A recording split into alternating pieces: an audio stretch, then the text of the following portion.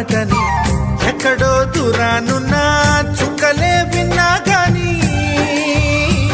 కదిలించలేదా కాస్త కూడా నీ మనసుని